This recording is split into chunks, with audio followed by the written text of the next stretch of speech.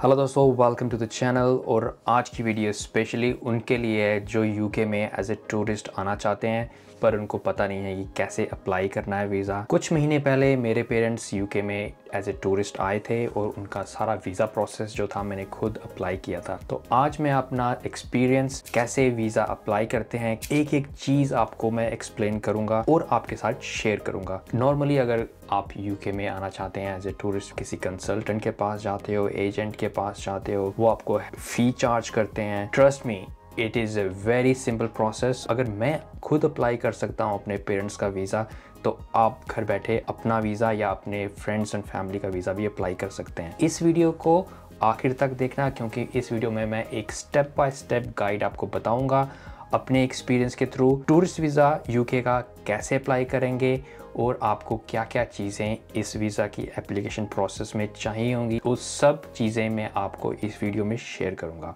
तो अगर आप चैनल में नए हैं तो प्लीज़ इस वीडियो को शेयर करें उनके साथ जो यूके टूरिस्ट वीज़ा पे आना चाहते हैं। इस चैनल को सब्सक्राइब करें। कंटेंट अच्छा लगा तो प्लीज़ इस वीडियो को लाइक करें। कौन से थर्ड पार्टी एजेंसीज होती हैं जहां पर आप जाके वीज़ा एप्लीकेशन सबमिट कर सकते हैं और डॉक्यूमेंट वेरिफिकेशन, ये सब चीज़ें आपको इस वीडियो में। तो without wasting any time let's get started. तो मैं आ गया हूँ यहाँ पर यूके गव की वेबसाइट पे। इसका मैं एक लिंक नीचे आपको डिस्क्रिप्शन बॉक्स में भी दूंगा। यहाँ पर काफ़ी सारी इन्फॉर्मेशन होगी जो कि मैं इतनी डिटेल में नहीं जाऊँगा। बेसिकली इसकी हाईलाइट है कि आप earliest you can apply is 3 month before your travel. और आपकी जो फ़ी है स्टैंडर्ड वीज़ा की जो कि 100 पाउंड्स है और 6 मंथ्स का मैक्सिमम वैलिडिटी उस वीज़े की होगी। और ज़्यादा कैटेगरीज भी हैं जैसे कि 2 साल, 5 साल या 10 साल, पर मैंने जो अप्लाई किया था मम्मी पापा का वो था 6 मंथ्स का स्टैंडर्ड वीज़ा, जो कि नॉर्मली यही आपको अप्लाई करना होता है। प्रोसेस इसका काफ़ी सिंपल है। यहाँ पर नीचे आएंगे तो ये होगा अप्लाई नाउ। बिफोर अप्लाइंग, अगर आप यहाँ पर इसकी डिस्क्रिप्शन नीचे है, यहाँ पर डॉक्यूमेंट्स, क्या क्या डॉक्यूमेंट्स आपको चाहिए उस सब डॉक्यूमेंट्स की लिस्ट आपको यहाँ पर मिल जाएगी। तो लेट्स अप्लाई फर्स्ट। तो अप्लाई करने के लिए आप प्रेफर्ड लैंग्वेज चूज़ करनी पड़ेगी। तो यहाँ मैं चूज़ करता हूँ इंग्लिश। आप हिंदी या कोई और लैंग्वेज भी चूज़ कर सकते हैं। यहाँ पर आपको अपना जो बायोमेट्रिक होता है, बेसिकली आपके फिंगरप्रिंट्स और फेशियल फोटोग्राफ आपको देनी पड़ती है recent after applying the visa. इसके लिए आपको एक अपनी कंट्री चूज़ करनी पड़ेगी। तो मैं इसकी कंट्री चूज़ करता हूँ इंडिया। उसके बाद आपको आइडेंटिफाई करना होता है कि आपका जो वीज़ा एप्लीकेशन सेंटर है वो आइडेंटिफाई करना होता है। और इंडिया में ये सारे एप्लीकेशन सेंटर्स हैं, अहमदाबाद, बेंगलुरु। अगर आप नॉर्थ से अप्लाई कर रहे हैं तो चंडीगढ़, जालंधर, ये आपके 2 सेंटर्स जो हैं वो आपके नियरेस्ट पड़ेंगे। न्यू दिल्ली भी है। जैसे ही आपने वो आइडेंटिफाई कर लिया, ऑप्शन क्लिक करेंगे। नेक्स्ट, आपका जो बिज़नेस वीज़ा है, आपका ट्रांसिट वीज़ा है, इस सब इस स्टैंडर्ड वीज़ा की कैटेगरी में आता है। तो वो आपको आगे जाके उनको बताना है कि आपने कौन सा वीज़ा अप्लाई करना है। अगर आप यूके में 6 महीने से ज़्यादा वीज़ा अप्लाई कर रहे हैं तो आपको ये टीबी का जो टेस्ट होता है वो भी मैंडेटरी होता है। तो इसका जो साफ साफ लिखा हुआ है कि if you are staying in UK for more than 6 months you need to get a TB test. को जो टीबी टेस्ट होगा वो आपको डिफरेंट सर्टिफाइड सेंटर्स होते हैं, वहीं से ही आप अप्लाई कर सकते हैं। और अगर आपको वो लिस्ट चेक करनी है तो आप इस लिंक पे जाके वो चेक भी कर सकते हैं। मैं अपनी एप्लीकेशन स्टार्ट करता हूँ। तो इसके लिए आपको सबसे पहले ईमेल एड्रेस है वो आपको रजिस्टर करना पड़ेगा। आप वही ईमेल एड्रेस यूज़ करें जो आपके पास उसका एक्सेस हो, क्योंकि जो आपके वीज़ा के रिलेटेड जितनी भी आपकी इन्फॉर्मेशन होगी वो आपको इस ईमेल एड्रेस पे आएगी। जैसे आपने ईमेल एड्रेस अपना रजिस्टर किया विद योर पासवर्ड, तो आप देख सकते हो यहाँ पर 6 सेक्शंस ऊपर हैं जो आपको फिलअप करनी है। फर्स्ट सेक्शन होगी कि आपको बताना है कि ये जो ईमेल एड्रेस है is that belongs to you और समवन एल्स। तो let's save it and continue. ये आप पूछेंगे कि आपके पास एडिशनल ईमेल एड्रेस है। तो लेट्स से मैं अभी नो ऑप्शन सेलेक्ट करके आगे चलता हूँ। यहाँ पर आपको पूछेंगे कि अपना एक टेलीफोन नंबर बताएं। तो मैं यहाँ पर एक डमी टेलीफोन नंबर डाल देता हूँ। अगर आपकी रोमिंग एक्टिवेट है तो आप ये यूज़ यूके में भी कर सकते हैं। Up to dated mobile number डालेंगे और नीचे आपको कपल ऑफ ऑप्शंस आएंगी तो आप वो सिलेक्ट कर सकते हैं। अगर आप ये मोबाइल यूके में भी यूज़ करेंगे, आपकी रोमिंग एक्टिवेटेड है, तो आप ये ऑप्शन सेलेक्ट कर सकते हैं। उसके बाद हम कंटिन्यू करते हैं। Do you have any other telephone number? No, continue. उसके बाद बेसिकली आपको ये पूछ रहे हैं कि अगर आपको एम्बेसी से फ़ोन आएगा या वीएफएस से फ़ोन आएगा तो आपको किस नंबर पे कांटेक्ट किया जाए। मोड ऑफ कम्युनिकेशन, इस केस में हम ऑप्शन सेलेक्ट करते हैं I can be contacted bye telephone call और टेक्स्ट मैसेजेस से। उसके बाद जो ये ऑप्शन आएगी यहाँ से काफ़ी ध्यान से आपको एप्लीकेशन भरनी है। यहाँ पर आपको ये गिवन नेम और फैमिली नेम पूछेंगे। गिवन नेम होता है आपका फर्स्ट नेम और फैमिली नेम होता है आपका सर नेम। एक चीज़ ध्यान रखना, जो ये नाम जिस तरह से आपके पासपोर्ट में नाम है उसी तरीके से आपका ये नाम यहाँ पर एप्लीकेशन में आना चाहिए। Save and continue. Any other names, ये इसलिए पूछते हैं क्योंकि कभी कभी क्या होता है कि आप अपना जो नाम है वो चेंज करते हैं। जैसे फॉर एग्ज़ाम्पल आप शादी के बाद अपना सर नेम चेंज करते हैं, तो उस केस में अगर आपका सर नेम चेंज हो रखा है और आपका कभी कोई और सर नेम था और शादी के बाद आपका कोई और सर नेम हुआ है, तो उस केस में आप येस करेंगे और डिटेल भरेंगे आगे जाके। पर मेरे केस में मैं नो कर रहा हूँ और उसको कंटिन्यू करते हैं। उसके बाद आपका सेक्स, रिलेशनशिप स्टेटस, आपका एड्रेस, ये एड्रेस वही एड्रेस होगा जो आपके पासपोर्ट के ऊपर होगा, तो हम यहाँ पर डमी एड्रेस भर देते हैं। यहाँ पर पूछेंगे आपको do you have any other correspondence address, तो अगर आप नो करेंगे तो जैसे किसी का परमानेंट एड्रेस कोई और होता है और कॉरेस्पॉन्डेंस एड्रेस कोई और होता है, तो उस केस में आप नो करेंगे। अगर आपका यही कॉरेस्पॉन्डेंस एड्रेस है तो उस केस में आप येस करेंगे। Save and continue. जो आपने एड्रेस दिया है उस एड्रेस पे आप कितने साल रहे हैं, तो इस केस में मैं लिखता हूँ 20 ईयर्स। अगर आप ओन करते हो, रेंट करते हो या अदर्स, तो आई ओन इट। सेव। यहाँ पर आप अपना जो पासपोर्ट जो इन्फॉर्मेशन है वो यहाँ पर अब एंटर करेंगे। तो यहाँ पर आपका आएगा पासपोर्ट नंबर, जो कि मैं एक डमी नंबर डाल देता हूँ। Issuing authority is India. Date of issue मैं एक अगेन डमी डेट डाल देता हूँ और expiry date of the passport और सेव एंड कंटिन्यू। अब यहाँ पर आपको एक वैलिड नेशनल आईडी पूछते हैं। अगर आपके पास नहीं है तो कोई बात नहीं, अगर आपके पास है नॉर्मली यहाँ पर आप अपना आधार कार्ड की डिटेल्स भी डाल सकते हैं, तो आधार कार्ड का नंबर आप डाल सकते हैं यहाँ पर।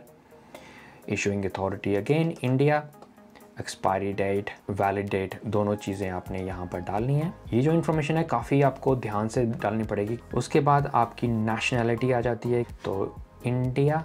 कंट्री ऑफ बर्थ, अगर आपका कंट्री ऑफ बर्थ इंडिया से कोई और है तो वो भी आप यहाँ पर डालेंगे। तो जो आपके पासपोर्ट पे डिटेल है वही आप यहाँ पर भरेंगे। यहाँ पर प्लेस ऑफ बर्थ डेली डाल देता हूँ। डेट ऑफ बर्थ भी यहाँ पर मैं डाल देता हूँ अपनी dummy date of birth. Save and continue. यहाँ पर आपको पूछेंगे कि do you hold any other nationality? No. Employment status, अब यहाँ पर आपको एम्प्लॉयमेंट स्टेटस वो पूछेंगे, तो whatever status you got यहाँ पर आप डालेंगे एम्प्लॉयड या सेल्फ एम्प्लॉयड, या आप अगर स्टूडेंट हैं तो ये इन्फॉर्मेशन आप यहाँ पर ऑप्शन को सिलेक्ट करके सेव एंड कंटिन्यू करेंगे। और अगर आपने ऑप्शन ऑब्वियसली सिलेक्ट किया है एम्प्लॉयड, तो आपको अपनी जो एम्प्लॉयर की डिटेल है वो डालनी पड़ेगी। Save and continue. आपका यहाँ पर जॉब टाइटल, कोई भी जॉब टाइटल, ऑफिस मैनेजर या जो भी आपका जॉब टाइटल होगा वो आएगा। उसके बाद आपकी यहाँ पर सैलरी जो होगी वो कितनी होगी, and this is after tax. तो मैं यहाँ पर 1 लाख सैलरी डाल देता हूँ। और डिस्क्राइब योर जॉब, इसमें अपनी जॉब डिस्क्रिप्शन 250 कैरेक्टर की लिमिट है यहाँ पर, तो एक क्विक उनको समरी बतानी है कि आप किस तरह का काम करते हैं बेसिकली। Save and continue. आपकी अगर कोई एडिशनल इनकम है, आपको डिविडेंड्स आते हैं, आपका कोई बिजनेस है वहाँ से आपको इनकम आ रही है, तो वो भी आप डिक्लेयर कर सकते हैं यहाँ पर। मैंने अपने केस में, मैंने जब मम्मी पापा का वीज़ा लगाया था तो मैंने ये ऑप्शन सेलेक्ट की थी। आप उस सेविंग को पाउंड्स में बताना होता है, हम डाल देते हैं यहाँ पर 10 लाख। Save and continue. अब यहाँ पर आपको ये पूछेंगे कि how much money you are planning to spend on your visit. तो बेसिकली यहाँ पर वो देख रहे हैं कि आपके पास सेविंग कितनी है, आपकी सैलरी कितनी है और आप यहाँ पर आके कितना पैसा खर्चेंगे। रीज़नेबल जितना आप प्लान कर रहे हैं खर्चने के लिए, क्योंकि ऑब्वियसली आप अगर यूके का प्लान कर रहे हैं तो आपका जो एक्सपेंस है यूके का आने का, वो आपके पास उतना सेविंग और उतना कम से कम आपकी टिकट्स और ट्रैवल का, फूड एंड लॉजिंग का होना चाहिए आपके पास। तो यहाँ पर आप बेसिकली आप एस्टिमेटेड लिख सकते हैं कि मैंने यहाँ के 3000 पाउंड्स स्पेंड करने हैं, या आप एग्जैक्ट अमाउंट तो नहीं लिख सकते, लेकिन आप एस्टिमेटेड यहाँ पर लिखेंगे। उसके बाद आपका एक्सपेंस यहाँ पर पूछ रहे हैं कि आपका total amount of monthly expense क्या है। तो इसमें आपकी लिविंग कॉस्ट, आपकी जो रेंट जाता है घर का, या फिर और भी जो बिल्स हैं, उन सबको मिला के एक एस्टिमेटेड अमाउंट आप कितना महीने का खर्चते हो, तो वो आप यहाँ पर डाल सकते हैं। तो मैं यहाँ पर 20,000 रुपीज़ डालता हूँ और सेव एंड कंटिन्यू। इसके बाद ये पूछेंगे anyone be paying towards the cost of your visit. अगर आपको कोई बेसिकली स्पॉन्सर कर रहा है, आपकी जो टिकट्स, आपका होटल का एक्सपेंस, वो आपको कोई और पे कर रहा है, तो उस केस में आप यस करेंगे। अगर आप खुद पे कर रहे हैं तो नो करेंगे। और उसके बाद आपको पूछेंगे when are you planning to visit UK. तो यहाँ पर आप अपनी जो डेट है वो आप डाल सकते हैं, और कब आप जाएंगे यूके छोड़ के वो आप यहाँ पर डालेंगे। वो एम्बेसी वाले आपको कॉल कर सकते हैं in relation to your application. तो आप वो पूछते हैं किस लैंग्वेज में आप प्रेफर करोगे बात करना। अदर्स में भी कर सकते हो, और अदर लैंग्वेज को यहाँ पर आप मेंशन कर सकते हैं, या फिर आप इंग्लिश चूज़ करके सेव एंड कंटिन्यू करेंगे। बार दोबारा से पूछेंगे कि main reason of your visit. हमारा वीज़ा जो है वो है टूरिज़्म वीज़ा, और सेव एंड कंटिन्यू। एक बार दोबारा से ये पूछेंगे the main reason of your holiday visit is whether you are visiting a family, whether you are visiting a friends, या फिर टूरिस्ट। जब मैंने अपनी मम्मी पापा का अप्लाई किया था तो मैंने ये किया था विजिटिंग फैमिली, क्योंकि ऑब्वियसली वो हमारे पास आ रहे थे। ये मैंने ऑप्शन सेलेक्ट की थी, लेकिन आप एज ए टूरिस्ट आ रहे हैं तो आप ये वाला ऑप्शन सेलेक्ट करेंगे। उसके बाद यहाँ पर आपकी एक्टिविटीज़ वो ट्रैक करना चाहते हैं कि आप क्या यूके में आके क्या करेंगे। आपकी जो विज़िट का प्लान है वो यहाँ पर आप लिखेंगे। तो यहाँ पर आप प्लान ऑफ योर विज़िट लिखेंगे, आपका कितने दिन का स्टे है, कौन कौन सी जगह पे आप विज़िट करेंगे, कहाँ कहाँ। मतलब आपको इतने डिटेल में नहीं बताना, लेकिन हाँ बेसिकली आपको जो होटल्स आपने बुक किए हैं, लेट्स से आपने लंदन में 2 दिन रहना है, तो आप यहाँ पर बताएंगे कि मैं लंदन में 2 दिन रहूँगा, उसके बाद मैं 4 दिन के लिए स्कॉटलैंड जाऊँगा, 5 दिन के लिए वेल्स जाऊँगा। तो ये बेसिकली आपने ये यहाँ पर उनको छोटा सा एक पर्पस ऑफ योर विज़िट बताना है, और बताना है कि मैं यहाँ पर यूके में एक एज ए जो भी आपका पर्पस होगा, एज ए टूरिस्ट आना चाहते हो, या फिर आपको अपनी फैमिली को मिलने के लिए आना चाहते हो, तो ये सब चीज़ें यहाँ पर आप अपने इस बॉक्स में डालेंगे। उसके बाद आप सेव एंड कंटिन्यू करेंगे। क्योंकि मैंने ऑप्शन सेलेक्ट की थी मैरिड, तो यहाँ पर मुझे ये ऑप्शन आया पार्टनर्स डिटेल, तो उसका नाम यहाँ पर लिखेंगे, उनकी डेट ऑफ बर्थ लिखेंगे, और वो किस कंट्री के रेजिडेंट्स हैं वो भी लिखेंगे। Do you live together, yes. Will they be travelling with you. To make it simple मैं उसको ऑप्शन करता हूँ कि नो। Save and continue. उसके बाद आपको ये पूछेंगे आपके ऊपर कोई फाइनेंशियल डिपेंडेंट है या नहीं है, तो इस केस में मैं बोलूँगा नो। देन आपके पेरेंट्स के बारे में वो डिटेल पूछेंगे, मदर फादर आप जिस मर्ज़ी का देना चाहें। देन उनकी डेट ऑफ बर्थ, जो भी इंफॉर्मेशन पासपोर्ट में है वही आप यहाँ पर डालेंगे। उसके बाद अपने मदर का भी देना है, नाम और उनकी डेट ऑफ बर्थ और नेशनैलिटी। Save and continue. उसके बाद ये पूछेंगे do you have a family in UK, I will say no and click next. आपको ये पूछेंगे how many dollars do you want to list on your visa, तो इस केस में I will say I am travelling alone. If you are travelling with another person, अगर हमारे case में let's say no. यहाँ पर वो पूछ रहे हैं आप यहाँ पर यूके में कहाँ पर रुकेंगे, तो ये जो इन्फॉर्मेशन होगी वो बेसिकली आपकी होटल की इन्फॉर्मेशन होगी। अगर आप होटल में रुक रहे हैं, अगर आप किसी के पास जा रहे हैं, किसी के घर रुक रहे हैं, तो वो ये जो इन्फॉर्मेशन होगी ये उसके एड्रेस की इन्फॉर्मेशन होगी। तो हम यस करके नेक्स्ट करते हैं, और यहाँ पर वो पूछेंगे जगह का एड्रेस। अगर आप होटल है तो उस होटल का नाम, पूरा एड्रेस, तो हम फटाफट ये फिल करते हैं। Will you be staying anywhere else in UK, no. Additional information यहाँ पर आप जो भी आप डिक्लेयर करना चाहते हैं वो यहाँ पर आप लिख सकते हैं। Save and continue. अब ये सब चीज़ें भरने के बाद जो पर्सनल इन्फॉर्मेशन आपने जितनी भी भरी, एक समरी सा आ जाएगा आपके पास सामने, और इसको आप दोबारा से रिव्यू भी कर सकते हैं। और कहीं आपको लगे कि आपने इन्फॉर्मेशन गलत भरी है तो यहाँ पर आपका चेंज का बटन होगा, यहाँ पर आप क्लिक करके वो इन्फॉर्मेशन आप अपडेट कर सकते हैं। उसके बाद आप नेक्स्ट कंटिन्यू जब करेंगे, डॉक्यूमेंट की जो सेक्शन होगी वो आ जाएगी। यहाँ पर आपको एक लिस्ट ऑफ डॉक्यूमेंट्स आपको ऑलरेडी जो आपको चाहिए अकॉर्डिंग टू योर एप्लीकेशन, आप जो आपने पहले भरी थी उसके अकॉर्डिंगली आपको यहाँ पर एक लिस्ट आ जाएगी। आपका पासपोर्ट जो है वो आपका एक मैंडेटरी है, यहाँ पर आप टिक करेंगे, वो आपके पास है।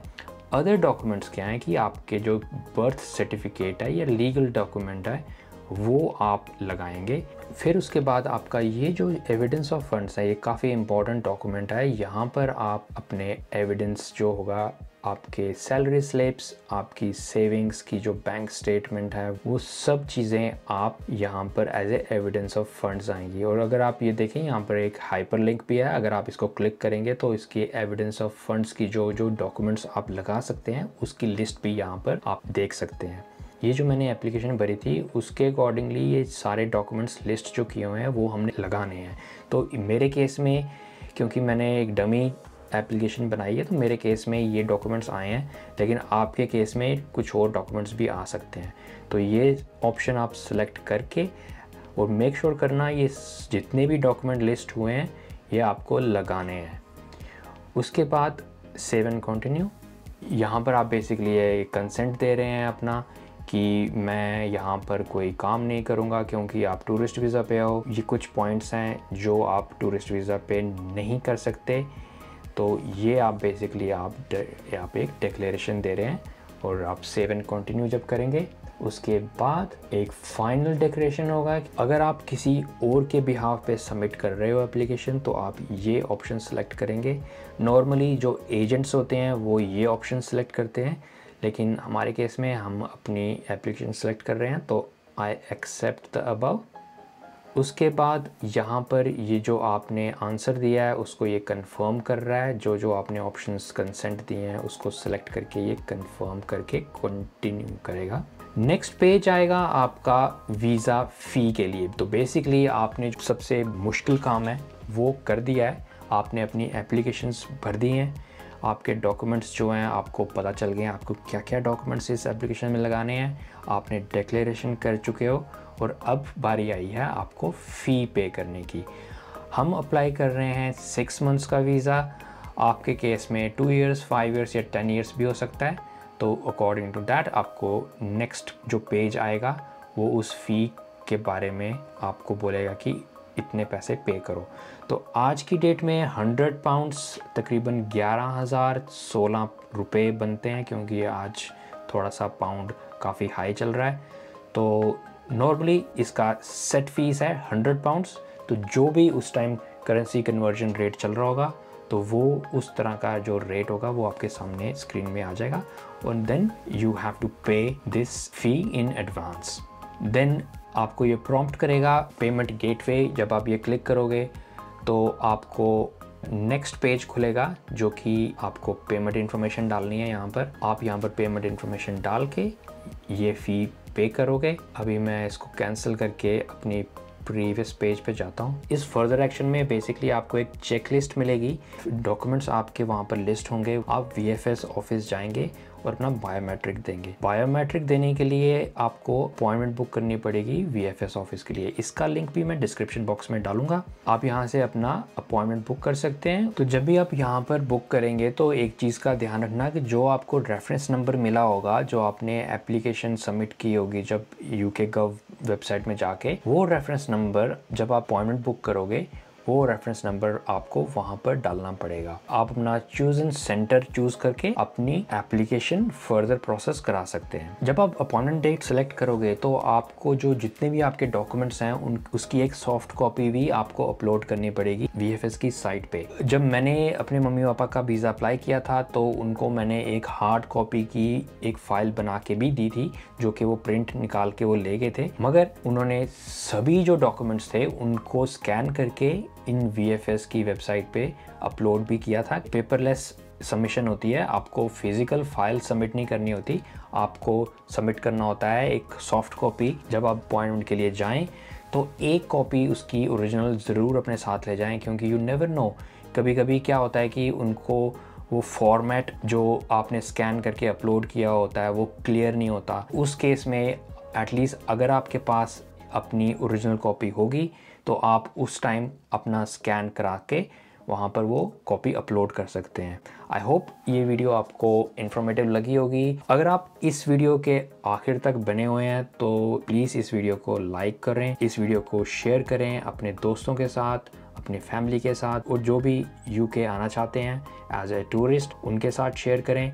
और आई होप ये वीडियो आपको कुछ इन्फॉर्मेटिव लगी होगी। अगली बार किसी और कंटेंट के साथ आपके साथ ज़रूर आएंगे। I am not a immigration expert, जो भी वीडियो बना रहा हूँ अपने प्योरली अपने एक्सपीरियंस के साथ बना रहा हूँ। Until next time, take care, bye bye.